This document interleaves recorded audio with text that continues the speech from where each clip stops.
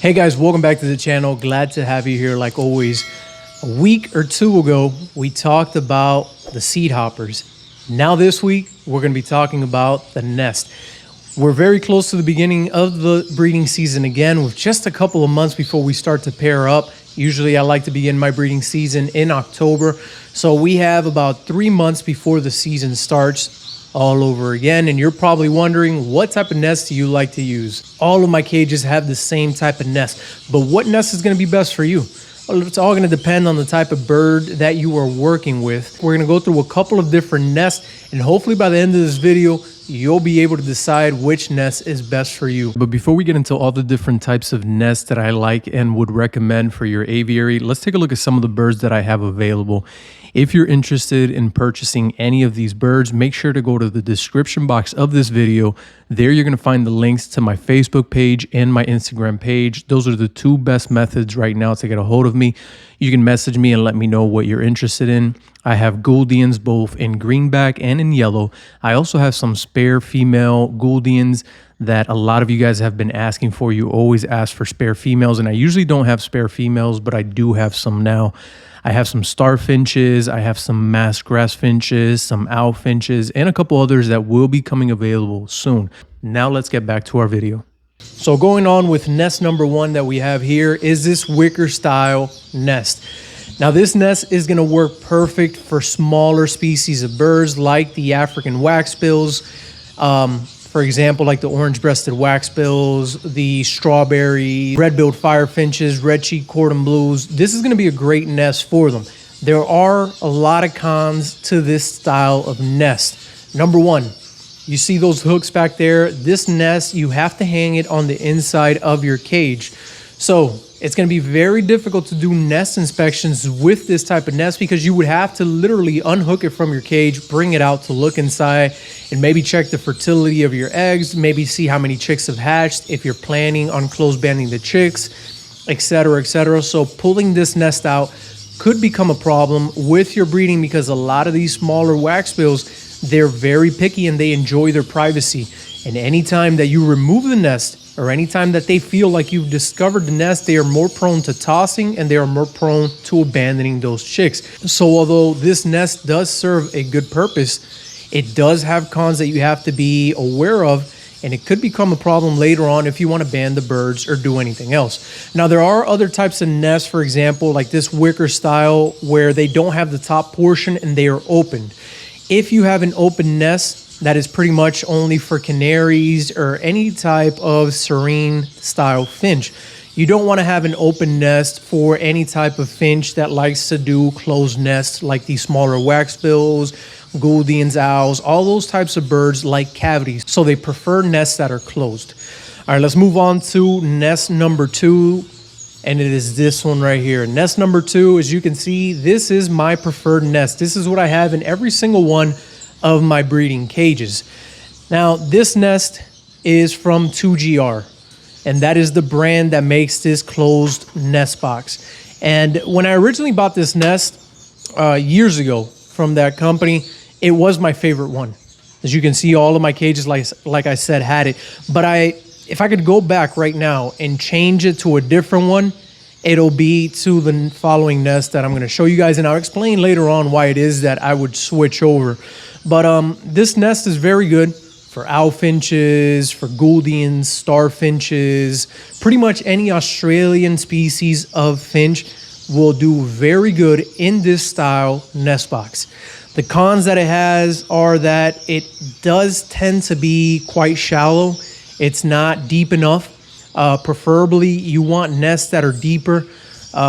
Just in my opinion, I think that it causes the bird to have less light going in.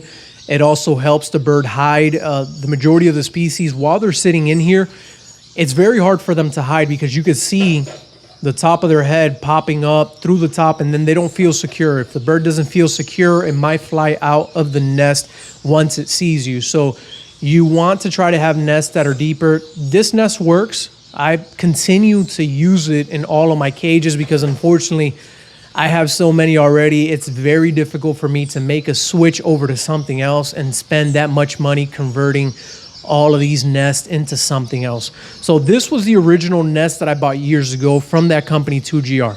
Now, 2GR, if you're listening to this, what have you guys done? What is this? This is the same exact nest. Now, 2GR has made a new version of the nest that I just showed you guys. Let me hold them both up so you can see the difference.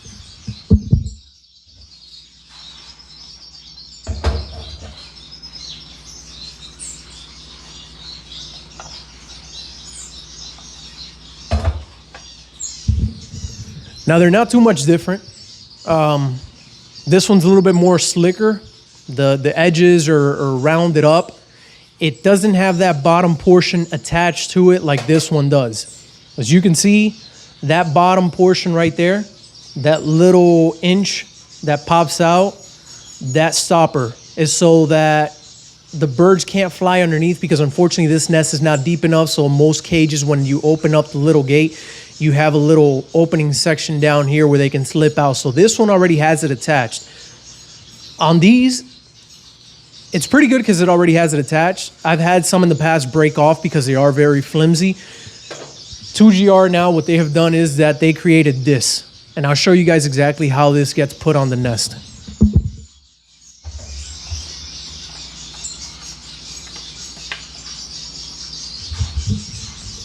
So as you guys can see, you have to slip it on. It's good because it's sturdier. It is harder than the original one. But the problem is that since it's a piece that comes off, you're more prone to losing it. I've already lost 2 of those things and I have no idea where I put them. So I'm not the type of person that likes changes. Personally, if they would have kept this same style model, I would have been happy. Originally, every single cage that you see on this side, there's 52 cages that have this style nest. When I went to go buy a brand new nest, because I had to fill up this center aisle that has 100 cages, this is what they had. Personally, I hate having different types of nest inside of the aviary. I like to have uniform in my aviaries. You guys can see all of the bottles are blue, all of the bottles are the same, all of the nests are the same, and then this middle section is different. You can't really tell from the video. It's just a personal thing. I prefer unity. I prefer the same style nest, the same style everything. So I'm not too happy that they changed the model. I'm not too happy that they made these changes to it. It looks slicker. It's almost like car companies when they want to come up with a new car, they want it to be slick and aerodynamic. It's the best that I could describe it. But I mean, it's good. It works. If you're starting out now and you're buying them and you have all of them exactly the same as this one, perfect. That's my only problem with it. As far as what it does, the birds, they could care less. They don't notice the difference. Now jumping to nest number 3 or nest number 4. It's going to be this one right here. Now this is what I would choose if I was starting all over again from the beginning. Now, I'm not going to do it because unfortunately, like I said, there's just way too many cages. It's too big of an investment. I don't want to have to buy all these nests. These run about, I think they're between $8 to $10 each. We're talking about I would have to buy so many for this aviary. It's just not worth it for me. And the birds are doing great in the ones that we have here. But the reasons why I prefer this bigger style nest is because it suits a lot of different species. For example, diamond firetails are going to have a very hard time nesting in this because this is not deep enough. This is a very small style nest. So for the bigger species like the diamond firetails, this nest is perfect. This is going to be great for a lot of other species because all that space where they get to hide. Once they crawl in here, they can dip down low and you won't be able to see their head poking out through that top section. So if the bird can't see you, it thinks that you can't see it. And it's going to feel a lot more secure. It's going to sit tighter on the chicks. It's going to sit tighter on those eggs. You have less of a chance of them tossing or abandoning. So this is definitely a to-go type of nest if you want to get into something that's a little bit nicer, a little bit bigger, and have better success with your birds. Now it does have its, negatives to it. It's very difficult to open. It's not like this type of nest right here where you just pop up the top and you're able to look inside. And this one right here, it's actually through this section. And the reason why I already have it open is because you need two hands literally to open this nest. Once you close it, it's very hard to get it open unless you use both of your hands.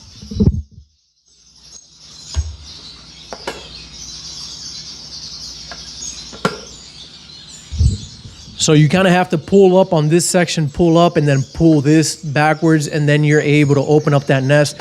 It becomes a problem when you have it hanging on a cage, because if you're not careful, you can literally either rip the nest from that cage, or you can pull the cage. Like, for example, my cages are up on the wall, so I have to be very careful, because I'll pull the cage off of the little screws where it's sitting on the wall. So these are going to be the 4 nests that I use. If you stuck around this far and you want to see the best nest that I use for the African waxbills, this right here. This has been a lifesaver for me. This has been the key to my success with a lot of the birds that I breed, especially the Africans, some of the Asian species like the strawberries. They love this right here. This, I hang it on the cages, and as you can see, I kind of fold these leaves to where there's a hole in the middle, and the birds pretty much go into the interior of this and they build their nest in there. Now the birds are going to build their own nest, so you got to provide them with all of the nesting materials that they need to build it, but they seem to feel more secure. They feel like it's a shrub. They feel like it's more natural. Only problem with this is, same as with this first one, it's zip tied to the inside of the cage. There is no pulling it out. There is no nest inspections. There is no taking the chicks out to band them. You're going to have to wait for those chicks to fledge before you're able to close band them or do anything with them. All right, guys, I really hope that you've enjoyed this video. If you did, remember to hit the thumbs up, like, and subscribe. And like always, we will see each other in the next one. Bye.